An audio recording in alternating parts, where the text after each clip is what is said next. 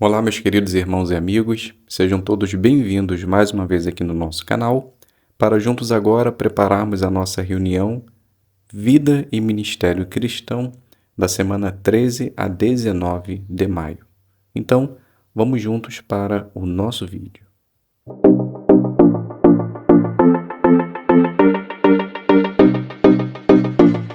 Então, sejam todos bem-vindos mais uma vez aqui no nosso canal. É um prazer imenso ter vocês aqui para semanalmente prepararmos as nossas reuniões. Vamos juntos agora preparar tesouros da Palavra de Deus como tema Livre-se do peso da culpa excessiva. Então podemos iniciar da seguinte forma. Todos nós somos seres humanos imperfeitos, queremos servir a Jeová de coração, mas em dado momento pode ser que nós venhamos a pecar contra Jeová. No entanto, mesmo quando Jeová perdoa o nosso pecado e a gente consegue continuar fazendo a vontade de Jeová, muitos de nossos irmãos ficam com a consciência muito, mas muito pesada e acaba fazendo com que a sua força, a sua determinação e às vezes até mesmo a sua espiritualidade enfraqueça devido ao excesso de culpa. Na verdade, isso já aconteceu.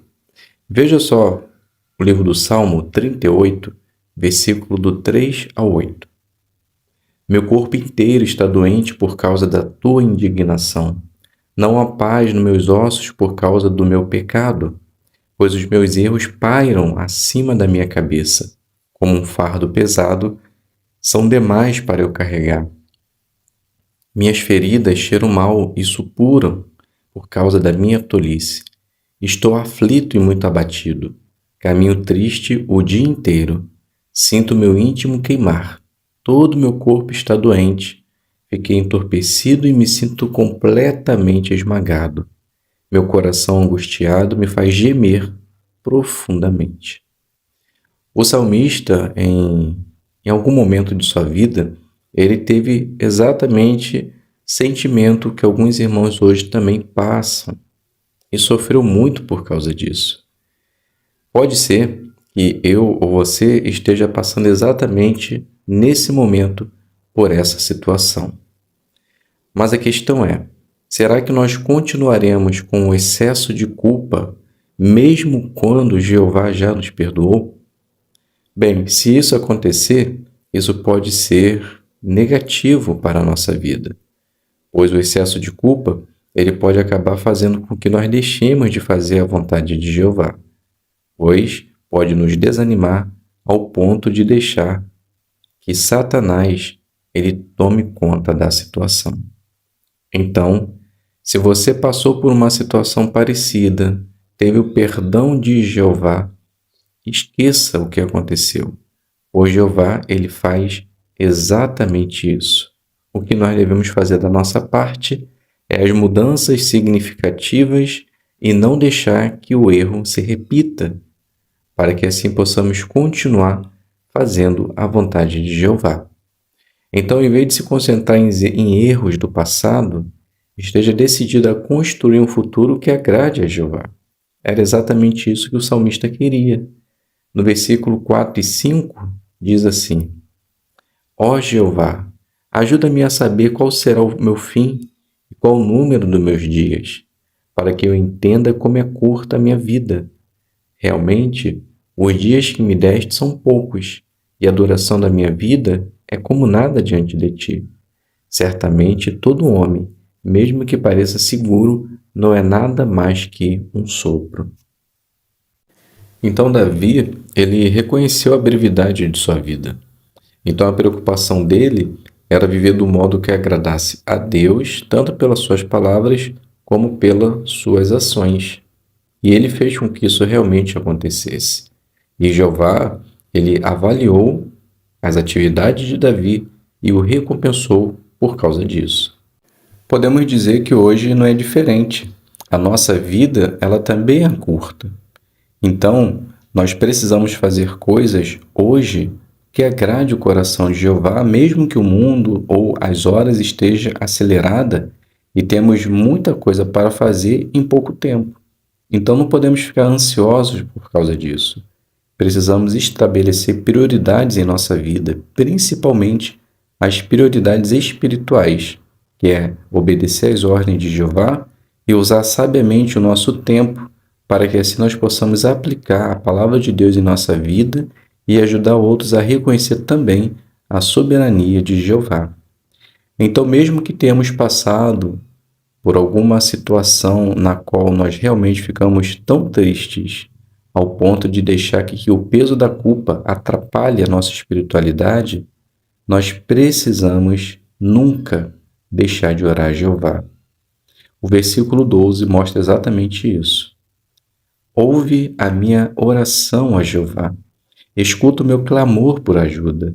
Não ignores as minhas lágrimas, pois para ti sou apenas um residente estrangeiro, alguém que está de passagem, assim como todos os meus antepassados.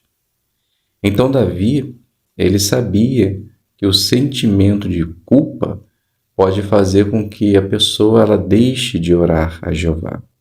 Mas Jeová ele deseja que nós continuemos nos achegando a Ele e contando tudo que passamos. O Jeová, ele é o nosso amigo. E quando fazemos isso, nós temos um sentimento de paz, pois estaremos fazendo aquilo que Jeová ele deseja. Então, assim como Davi, mesmo que o peso da culpa esteja esmagando, nunca deixe de fazer a vontade de Jeová, ore pedindo ajuda e saiba que Jeová está pronto para lhe perdoar. A gravura mostra exatamente isso. Como é difícil carregar o peso da culpa. Então, se você se sente culpa ou tem um excesso de culpa, lembre-se que Jeová ele perdoa amplamente pecadores arrependidos, assim como mostra Isaías 55, 7. Então, nunca deixe que o peso da culpa faça com que você diminua o seu passo em servir a Jeová. Tenha certeza que se Jeová já lhe perdoou, pode ficar tranquilo, porque nada será lembrado lá na frente, quando Ele nos der a oportunidade de vida eterna.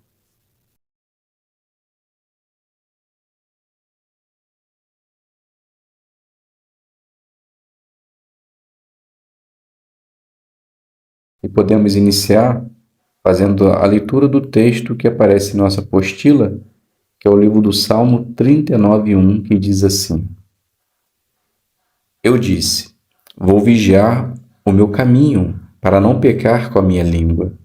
Vou guardar a minha boca com uma mordaça, enquanto houver alguém mau na minha presença.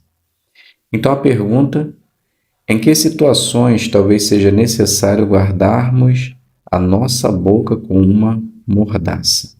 Então, podemos responder da seguinte forma: quando sabemos de algo confidencial, nas redes sociais, também quando opositores tentam nos enganar para que assim possamos revelar informações que poderiam colocar nossos irmãos em perigo. Então, nessas situações, será bom aplicarmos esse princípio. A segunda pergunta da nossa apostila é: que joias espirituais você encontrou na leitura da Bíblia desta semana? Então agora a gente pode selecionar alguns versículos e aplicá-los. Vamos iniciar fazendo a leitura do Salmo 38:18. Confessei o meu erro, estava aflito por causa do meu pecado. Essa é uma sensação terrível. Pode ser que em algum momento da vida tenhamos um sentimento parecido com o de Davi, aflito por causa de algum pecado. Mas assim como ele, precisamos confessar nosso erro da meia volta e continuar firmes, tendo sempre em mente que Jeová já nos perdoou. O segundo versículo, ainda no Salmo 38, agora o versículo 20. Retribuíram-me o bem com o mal, opuseram-se a mim porque me empenho pelo bem. Então já ficou triste com alguém por quem tanto você fez o bem e depois não foi retribuído, ou simplesmente se esqueceram do que você fez? Você e eu não seremos nem os primeiros nem os últimos. Davi se sentiu também assim, mas ele sentia e tinha certeza que Jeová nunca iria se esquecer de seus bons atos. E nós também podemos ter essa mesma certeza, pois Jeová jamais esquece do que fazemos. Agora, no capítulo 39, o versículo 1. Eu disse: vou vigiar o meu caminho para não pecar com a minha língua. Vou guardar minha boca com uma mordaça, enquanto houver alguém mau na minha presença. Às vezes, o que falamos ou com quem falamos pode gerar um baita problema, pois podemos falar algo impensado, que podemos nos arrepender, ou a pessoa com quem falamos propague o assunto, gerando desentendimento. Então, para que nada disso aconteça, vamos vigiar o nosso caminho e colocar uma mordaça em nossa boca. Ainda no capítulo 39, agora o versículo 2. Fiquei mudo e em silêncio. Não falei nem mesmo sobre o que é bom, mas a minha dor era imensa. Quando passamos por um momento de angústia e muita dor, acabamos deixando de fazer algo que mais amamos na vida, falar sobre o nosso Deus, Jeová. Pois devido à dor intensa, bloqueamos o nosso lado espiritual. Se isso vier a acontecer, não desista. Ore a Deus, peça a sua ajuda e volte a falar o que é bom. Ainda no 39, agora o versículo 4. Ó Jeová, ajuda-me a saber qual será o meu fim e quais os números dos meus dias, para que eu entenda como é curta a minha vida. Esse versículo remete em nós à necessidade de fazer o nosso melhor para Jeová, pois a nossa vida é curta e não sabemos quando será nosso fim. Sendo assim, aproveite todas as oportunidades para louvar e engrandecer o nome de Jeová. Ainda no capítulo 39, podemos fazer a leitura do 5. Realmente, os dias que me deste são poucos, e a duração da minha vida é como nada diante de ti. Certamente, todo homem, mesmo que pareça seguro, não é nada mais que um sopro. A nossa vida é como uma bruma que aparece por um tempo e depois desaparece, simplesmente assim como uma nuvem. Então, na verdade, somos apenas um sopro. Sabendo disso em nossa vida, como somos frágeis, precisamos entender que somente servindo a Jeová teremos uma vida significativa e duradoura e principalmente produtiva. Então, se continuarmos fazendo a vontade de Deus, podemos ter certeza que estaremos seguros nas mãos de Jeová. Agora o versículo 6. Certamente, todo homem vai e vem como uma sombra, corre de um lado para o outro em vão, amontoa riquezas sem saber quem as desfrutará. Na verdade, essa é a realidade de nossa vida. Nós corremos tanto para trabalhar, ter o nosso sustento, cuidar de nossa família, mas que, na verdade, ficará tudo para outros. Nada do que conquistamos ficará eternamente para nós. Sabendo disso, qual deve ser o nosso objetivo? Se empenhar pelas coisas mais importantes que é o reino de Deus. Assim como mostra Mateus 6:33.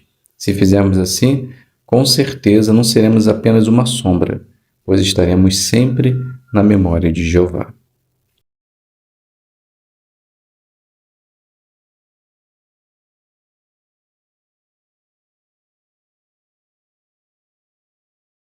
Então vamos agora preparar o nosso estudo, que se encontra ainda no capítulo 9, Deus não é parcial.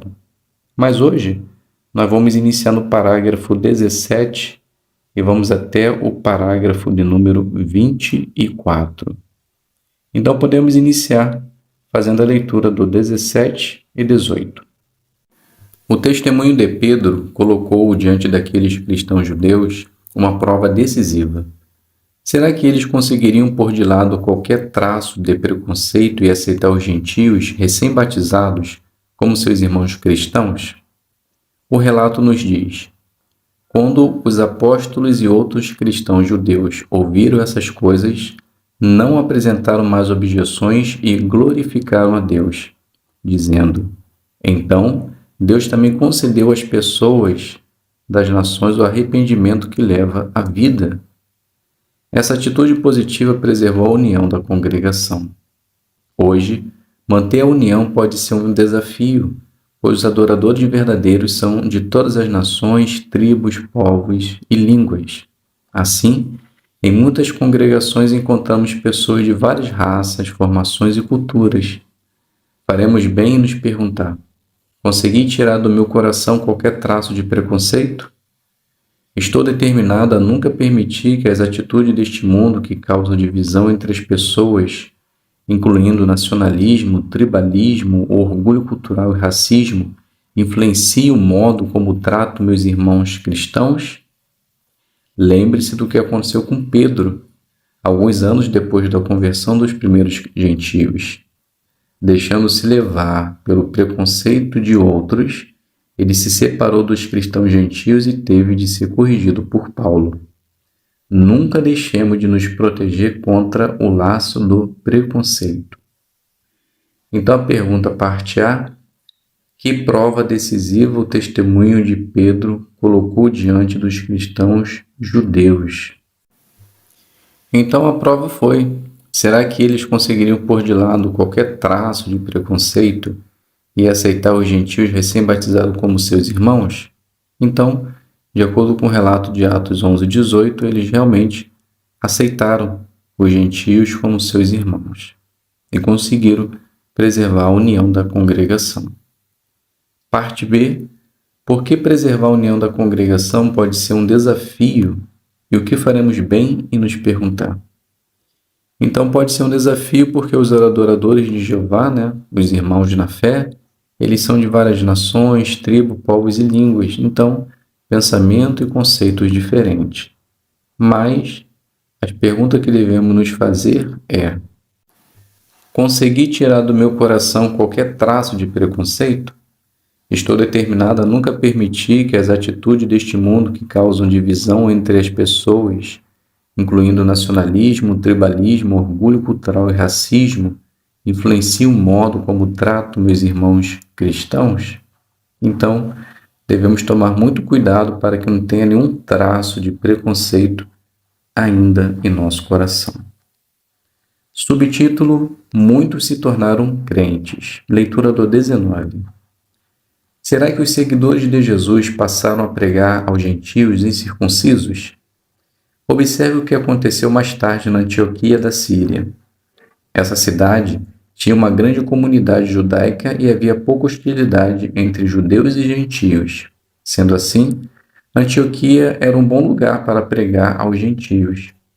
Foi ali que alguns discípulos judeus começaram a declarar as boas novas às pessoas de língua grega.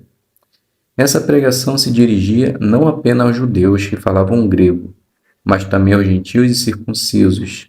Jeová abençoou a obra e muitos se tornaram crentes. Pergunta: a quem os cristãos judeus em Antioquia passaram a pregar e com que resultado?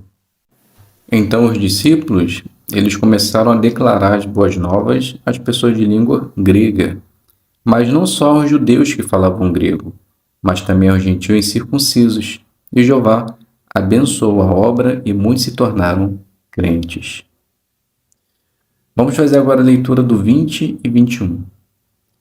A fim de cuidar desse campo pronto para a colheita, a congregação de Jerusalém enviou Barnabé a Antioquia. Pelo visto, o interesse ali era muito grande, maior do que ele tinha condições de cuidar sozinho. Para ajudar nessa obra, quem melhor do que Saulo, que viria a se tornar apóstolo para as nações? Será que Barnabé iria encarar Saulo como rival?